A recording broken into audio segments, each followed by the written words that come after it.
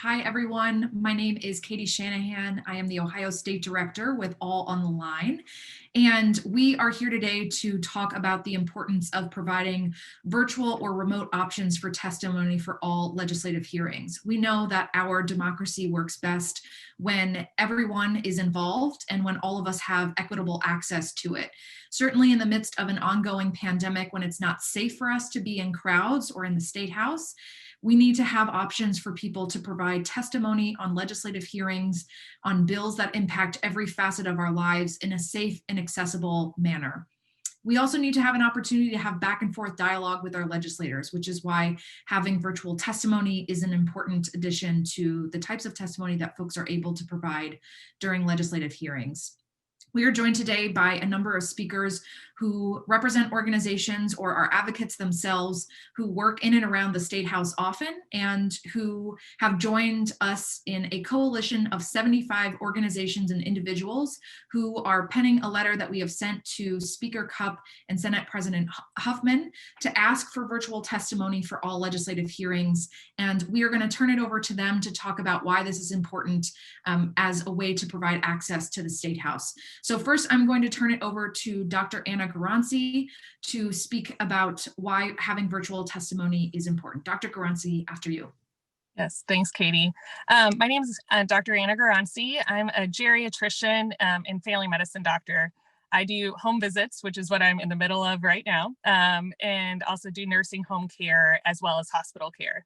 So I've been seeing the full extent of COVID throughout the last few months, and especially in December in our area, as we dealt with a significant COVID outbreak at our nursing home that unfortunately did result in significant loss of life, and we're continuing to process through that.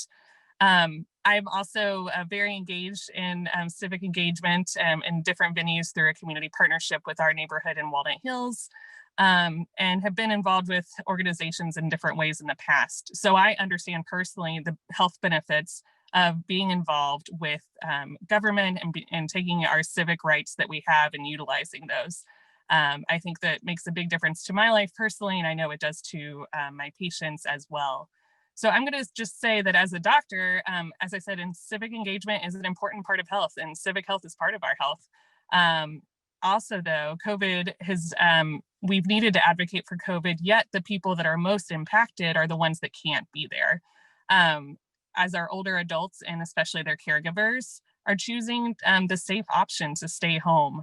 But that shouldn't mean that they can't be engaged with the decision-making that's affecting them so much. We need to make venues for them to be able to speak on their behalf in a safe manner.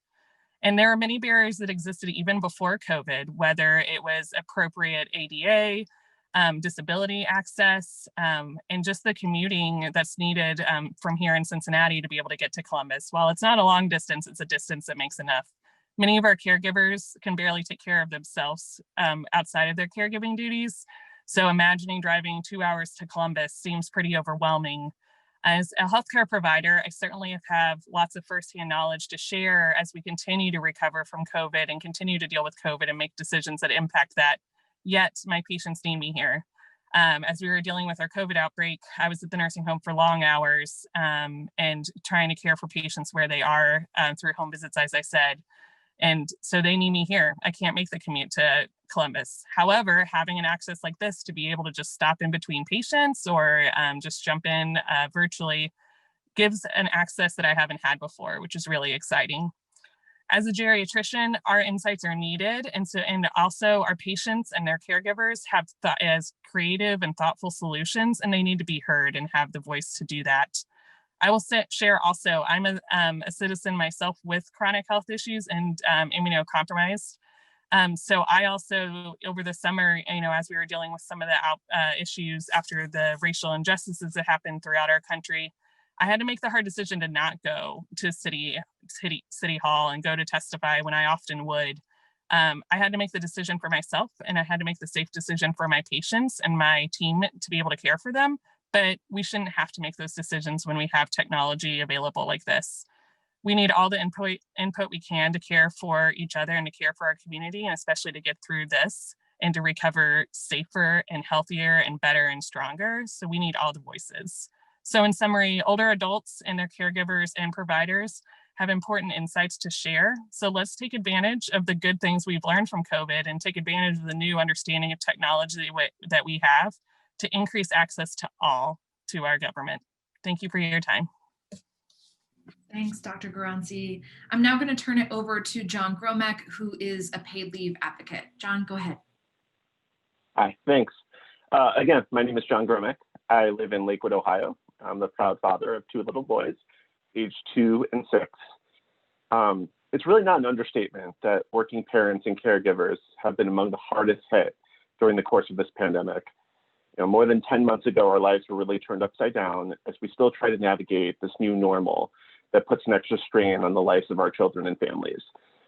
For many, we've had to adjust turning our homes into both places of work and places of learning, wearing the hats of caregiver, teacher's aide, parent, and employee all at the same time. My wife and I find ourselves in this camp.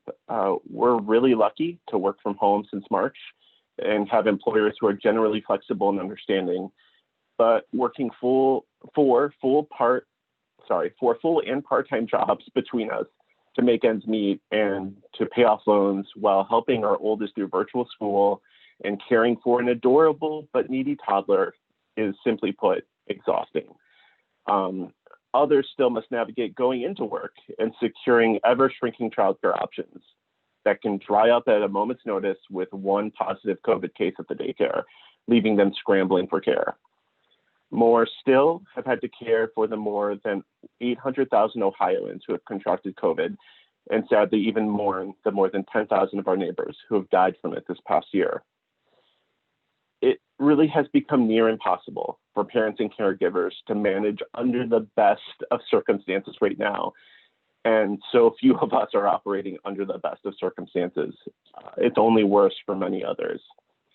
And because of this, there really has never been a more important time for our legislators in Columbus to hear and heed the stories and experiences of their constituents. And yet, for reasons I cannot comprehend, we still make it incredibly difficult for everyday citizens to be able to testify at legislative hearings. Really, unless you live right in Columbus, it's really not feasible to sacrifice the time, energy, and money needed to testify in person if you're a working parent. Almost a year ago, I was prepping to testify at the legislative hearing on paid leave in Ohio. And I did the math. Living in Northeast Ohio, it would have required a nearly 5-hour round-trip commute, blocking off more than an hour for the actual hearing. In fact, I was told it would probably be more, as well as factoring in the cost for gas and parking.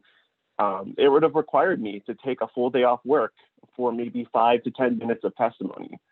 And then the day of the hearing, I learned early in the morning, thankfully before I left, that the hearing was rescheduled at the last minute. And nowadays, we also have to be concerned about our own safety, and by extension, the safety of our family and loved ones. Without a mask mandate in the State House, testimony around large groups of people is simply not safe. Being a parent is really the most important job in the world to me. And part of my job is showing my sons what it means to care for your community and be an active citizen by using your voice. And right now, our leaders in Columbus are making this incredibly hard for parents across the state. But there is an incredibly easy and simple fix to all this.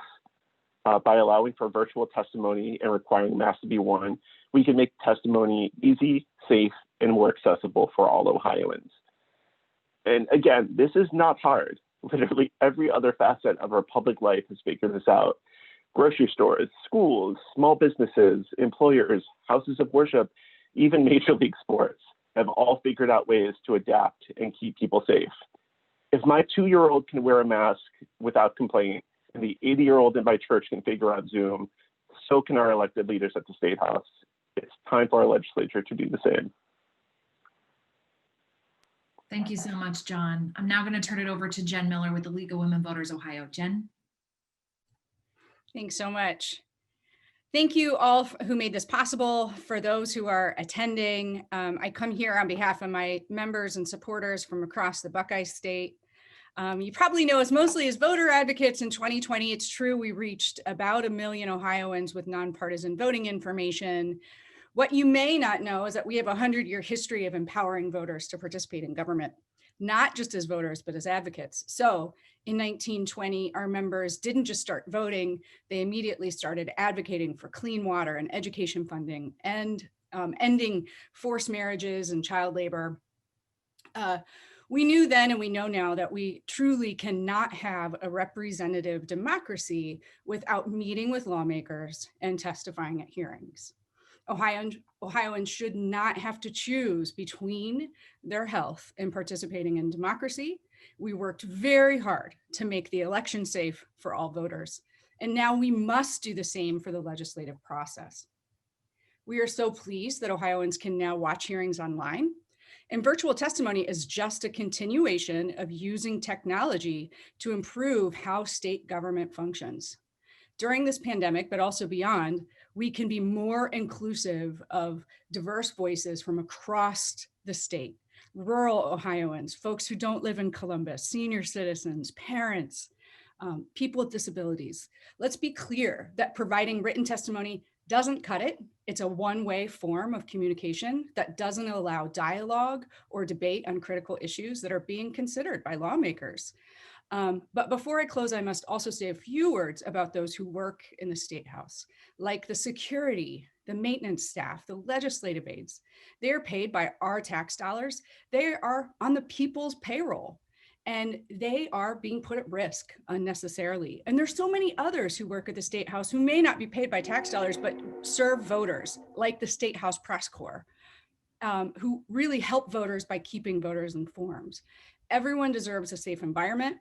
Masks should be required in the State House, just like they're required everywhere else. But we also need to have online testimony today. Thank you. Thanks so much, Jen.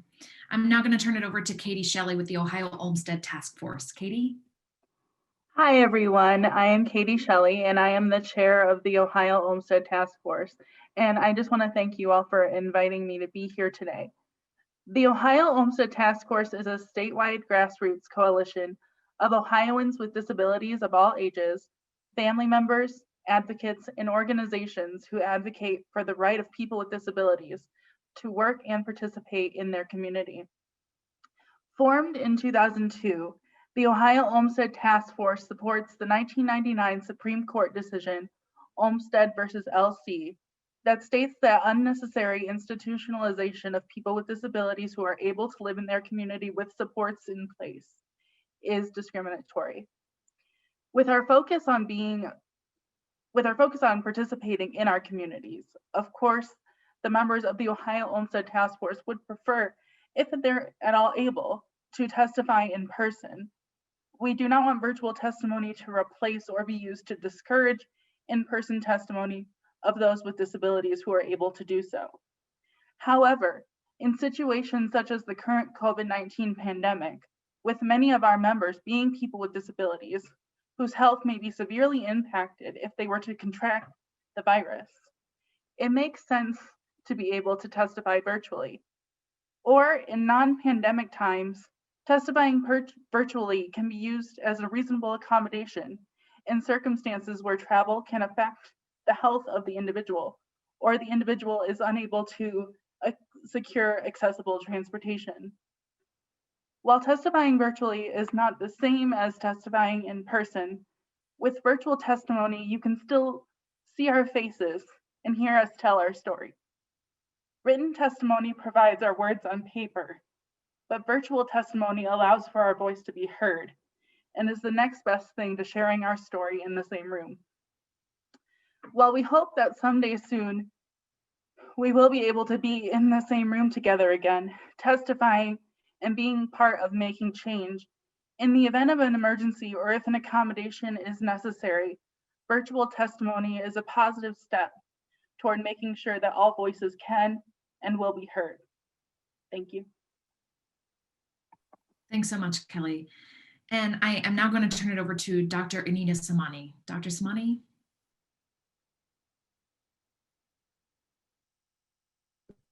Good morning. Can you all hear me? The funny thing about virtual discussions and meetings is the first question you ask is not how are you doing, but can you hear me? So do you all remember where you were when Ohio shut down? And if you remember, it was Tuesday, March 17th. And the reason I remember that so well is St. Patrick's Day. I was in the office seeing patients, and my daughter, who is also a doctor, was getting ready, took her part one of her state medical boards. She's supposed to take part two the next week, and she came out of the testing center to find out that Ohio had shut down, that the governor's mandate had basically shut everything down: testing centers, restaurants, movie theaters, doctor's offices. You know, we also were in the same boat. We were told that only urgent or emergent patients could be seen during that time. So how many lives have been changed this past year because of COVID? You know, not just from the shutdown, but just from COVID itself and the, you know, the changes that we've had to make. One of the biggest changes that we made was learning virtually, seeing patients virtually. Our medical students were told they would have to learn virtually because at the time, back in March and April, we didn't know if COVID would kill them while they rounded on patients. We started doing more telemedicine with our patients. We were minimizing our elective surgeries. You know, all of the elective surgeries I did were put on hold during that time. So patients who were in pain, patients with non-cancerous conditions had to wait until we could operate again. However, the good news was that because this was a pandemic, because things were moving quickly, the legislators in Ohio, the insurance companies all worked together to pay for telemedicine so that it would allow for people to be cared for. And virtual care sometimes was all that patients had. You know, virtual care sometimes was just to listen to the patient and what they were going through. Other times it was to check in on them. And other times it was to say, you know what, a virtual visit isn't enough. We need you to go to the hospital, or we need you to come into the office to be seen. So as time went on, I remember, you know, the first week of May, surgeries opened back up. Gradually, physicians were, you know, allowed to see patients more frequently in the office. We were doing more screening to make sure that we weren't exposed, that our staff wasn't exposed to COVID. But we continued to err on the side of caution and offer virtual care, telemedicine care. There were older patients, there were patients that maybe were traveling from a distance. And so we are now almost a year into this pandemic, and we're still doing many things virtually. You know, I've attended CME events on Cisco groups. Our grand rounds are being given by virtual means. I've given lectures on Google Groups or on different Zoom platforms. I've attended concerts and wine tastings, celebrated birthdays and weddings. You know, as everybody else has mentioned, we've done so many things this year virtually. So why shouldn't we be able to give a deposition virtually, or to be able to testify virtually? You know, there's no reason that we can't accommodate that technology at the State House. You know, if you can give written testimony, which again, written testimony doesn't allow for the nuances that actually speaking to someone does. You know, we're still in the midst of a pandemic, and the number of daily cases, the number of deaths reflects the reality that COVID is not going anywhere. It's not going to disappear just because we turn the leaf and we're in a new year. During the lockdown in Congress, people were forced into close quarters. And as you all know, because there was no mask mandate, 3 legislators ended up testing positive. We don't know, there may be more, but we're definitely going to see more cases because of those riots. So what does that have to do with virtual testimony? Well, I know for me, in terms of women's health, one of the big things I would have liked to have testified about was the idea of getting rid of telemedicine for medical management of abortion. You know, that is such a difficult situation for the patient. It's a difficult situation to take time off work, to come in, to be seen, and then go back, and then come back again 24 hours later. That's just one example of telemedicine and legislation. There are so many other examples. I would like to be able to testify regularly, but for me to testify, just like one of the other speakers said, you have to take time off work. You don't know when the testimony is going to happen because you get a day or 2 day notice, or they cancel it, or they move it. So it makes it very difficult. I just finished seeing a patient 20 minutes before we started. I will go right back to my office and put my mask back on and start seeing patients again. So it makes it so much more convenient. It allows for more people to be able to testify. If there's no mask mandate at the State House, even if I could go and I had the time to go, I wouldn't go because I don't want to be exposed to COVID. I've had my first vaccine. I'm getting ready to get my second, But that's not going to stop me from wearing a mask. I'm still going to wear a mask. I'm still going to make sure that I do the social distancing. And probably for the next year, as people get vaccinated, we're still going to need to maintain a mask mandate. You know, professionals, average citizens are impacted by the legislation that is set up by our legislators, but we don't have a voice in that. And we need that voice in government. We need the opportunity to express our concerns. For me, it's about women's health.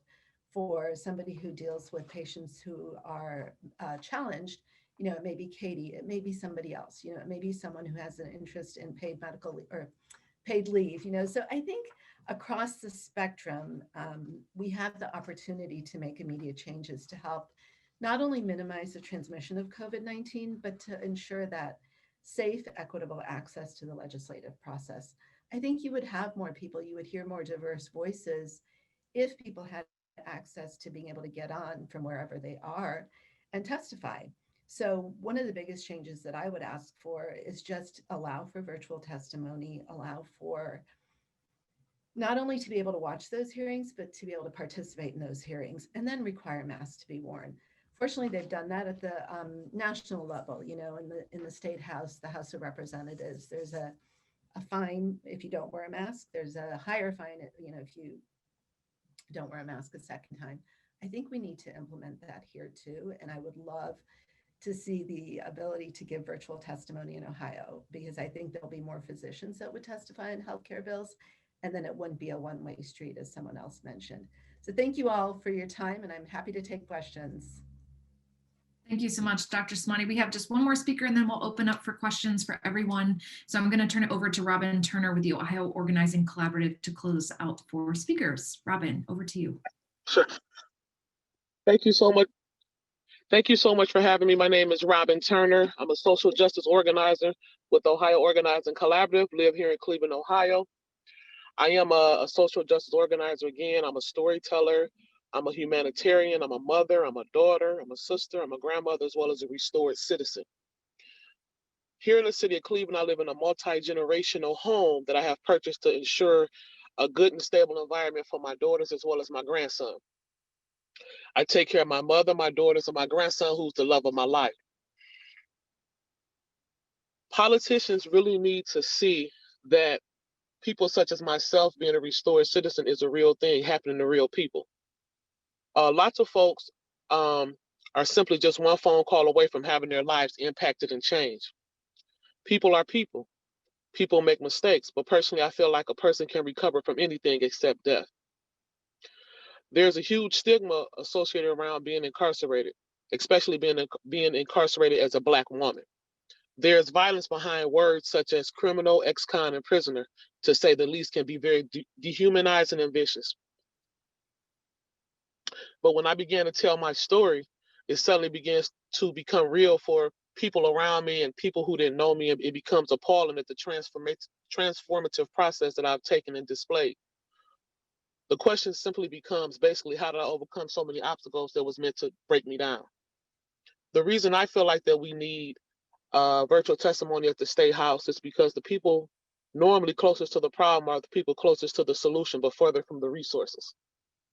Something that have me on high alert is when people who are in these rooms who have not been impacted, such as myself, can begin to make policy for me, but they have never walked in my shoes. I want to be at the table when there's something being created for me that is going to potentially change my life.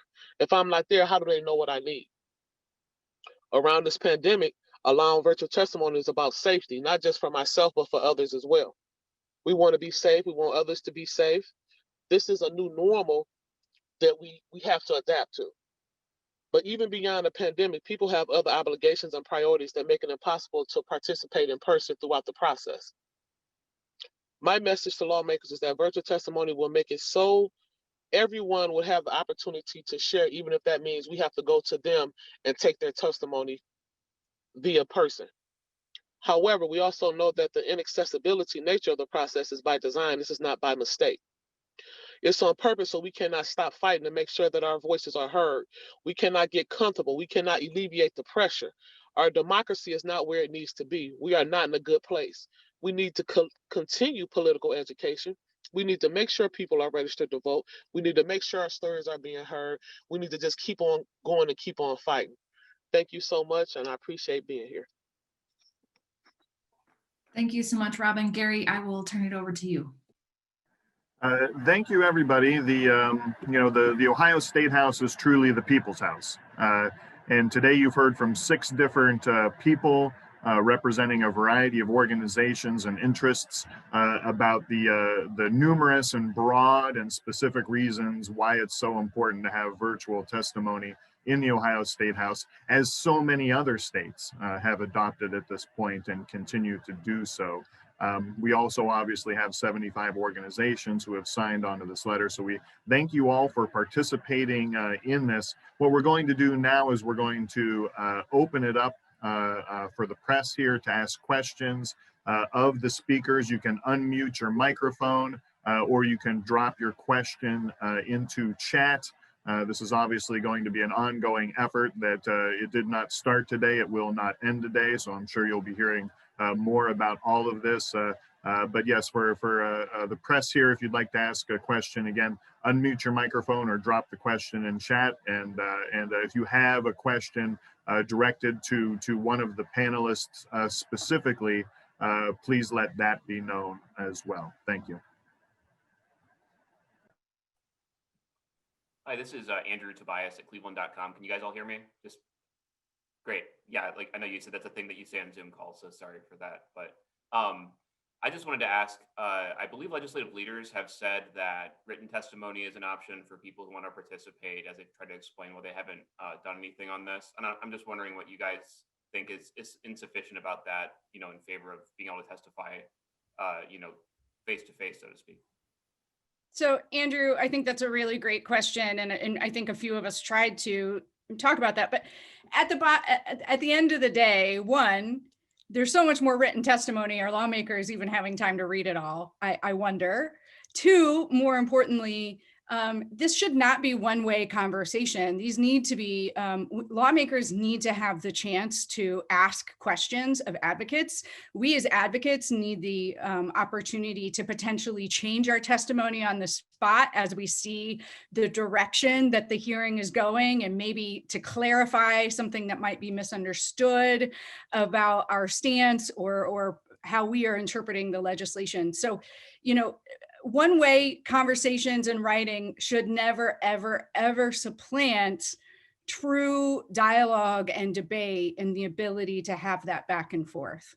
We're talking about issues, whether it's voting rights or women's health or education funding. We're talking about issues that are affecting the everyday lives of Ohioans, and we need to be able to have dialogue and not just you know, these one-way streets, which is what written testimony is. Now, that doesn't mean I want to get rid of written testimony, but we need to be able to allow everyone to participate virtually. And I think there has been a really strong point here too, that yes, we're talking about this in the middle of a pandemic, but look at how much richer the dialogue and conversation could be if we had, you know, working parents and rural Ohioans and maybe senior citizens who are not up for the drive to Columbus, but are absolutely experts and have been experts for decades on their issue. This is just a common sense way of using technology to improve our participatory democracy. I think one other thing that I would say about written testimony is that I don't know if they actually get it or not. You never really get any follow-up as to whether your testimony was accepted, whether it was read. So it is a one-way street. And then, you know, as Jen mentioned, it would allow and open up more people to be able to participate in this process. I mean, so many healthcare bills have been passed without any physician input. The people who are down there testifying when I go down are the ones that have time. Most physicians in a busy practice don't have time to go down to the testimony to testify. And these bills get passed and we're left with the consequences of dealing with them. And you know, I mean, I look at all of the abortion restriction bills, but I also look at other bills that have been passed in Ohio that have nothing to do with abortions, but just have to do with restricting care. So I think it would allow for a bigger variety of voices. It would allow for people who are impacted by these bills to be able to testify and to get that feedback and to know that what you're saying and what you're testifying about actually is being heard. So this is Danny Eldridge with Hannah News Service. That's my question. I think Speaker Cupp has talked about maybe some technical concerns with this as a reason to not do this, but I mean, he has said he's looking into it, I think. But I mean, I guess, you know, I don't know how many people are allowed to be on a Zoom at one time. Like what are some of the concerns with being able to host, you know, I don't know, 200 people that may be waiting in line? I can address it from a technical concern. I think when you think about telemedicine itself and the privacy issues, the issues of keeping things confidential, we've been able to do that through our practices. So if that's a concern at the State House as to who's going to hear the testimony, you can make it private. You can limit who videotapes or records it. You can certainly address all those concerns. When it comes to platforms, if it is a very, very big platform and you know there's going to be a lot of people testifying, you can stagger that. So technology will work itself out. Technology is available to be used in the best way possible. I mean, even in Zoom, you can do breakout rooms. You can make it a smaller testimony, a smaller room of people that you're talking to. So I think that's an excuse. I don't think that's a real obstacle to allowing for virtual testimony. I think it's also important to point out that there are multiple instances where the Ohio legislature itself has offered opportunity for people to provide virtual testimony already. So for example, there are legislative committees who have put together task forces or allowed for people to provide testimony in a virtual manner. The controlling board has offered opportunities for elected officials to offer virtual testimony while they were meeting remotely to make funding decisions relevant to, for example, the 2020 election. So there are already instances here in Ohio where the legislature has figured out how to manage using technology to provide for virtual testimony. And there are examples across the country of states and local municipalities who have figured out how to host hearings in a legislative setting to allow for people to virtually or remotely testify that we could look to for examples. Mike Livingston with Gongler News Service. Who knows what's going to happen with the pandemic in the next few months, but we are going into the budget season. Does that add an importance to this conversation and, you know, the need to get that ability out there? Thanks. I'm happy to jump in unless someone else wants to.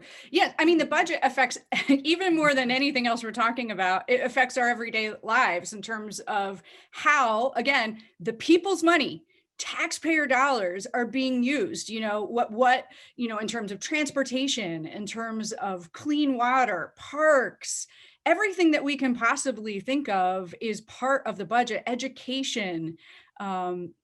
So yeah, we need to make sure that we are hearing from diverse voices that have very important, unique perspectives on how our budget should be constructed. And I would just tack on to that. And then right after that, we're going to start redistricting, which is our process once every 10 years. And we need to get our maps right. And again, we need to have the ability to hear from diverse voices from across the state, and everyone needs to be able to be safe. Absolutely. Just to tack on to what Jen was saying, the budget is the biggest vehicle through which we implement policy at a state level. There isn't a policy issue or a community in Ohio that is not impacted by the state budget. And to not have an opportunity to allow for any Ohioan who wishes to offer testimony in a way that provides opportunity to have real dialogue about what those policy implications are, or as Dr. Samani said, about the real impacts that come after those policies are implemented, would be a travesty. And then certainly with Jen, obviously at All on the Line, we are also concerned about ensuring that the redistricting process is accessible to everyone. You know, Ohio is home to some of the most gerrymandered maps in the country. Being able to provide testimony and actually talk to our legislators face to face is sometimes the only opportunity that we ever have to make sure that we're actually heard, because that doesn't happen at the ballot box because of how our districts are drawn. So making sure that we're able to be heard when they're making policy decisions about our lives or that impact our communities, and certainly during the redistricting process, is absolutely paramount.